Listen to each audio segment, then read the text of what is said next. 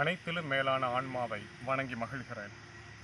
Doctor Manimaran கடந்த 20 வருடங்களாக இந்த சமூக சேவை செய்வதோடு மட்டுமல்லாமல் ஆன்மீகத்திலும் அவர் நாட்டமாக இருக்கிறார். அவர் ஆன்மீகத்திலும் ஊறி போயிருக்கிறார். நானே அவரோடு பழகியதில் புரிந்து கொள்கிறேன்.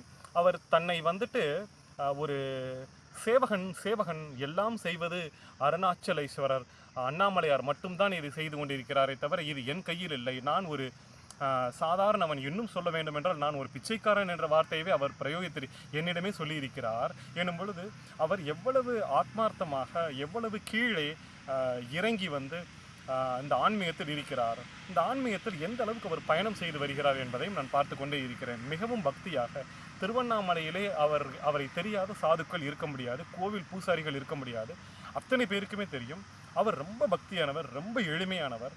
ஆன்மீகத்திலும் அவர் பல யோகங்களையும் கற்றுக்கொண்டு வருகிறார். மிகவும் அற்புதமான ஒரு ஆன்மீகவாதி. அதாவது கர்மயோகம் செய்து கொண்டிருக்கிற மனிதன் கர்மயோகி மட்டும் என்று ஒதுக்கி விடாமல் ஆன்மீகத்திலும் ஒரு நல்ல யோகம் செய்து கொண்டிருக்கிற ஒரு நபராக டாக்டர் மணிமாறன் விளங்குகிறார்.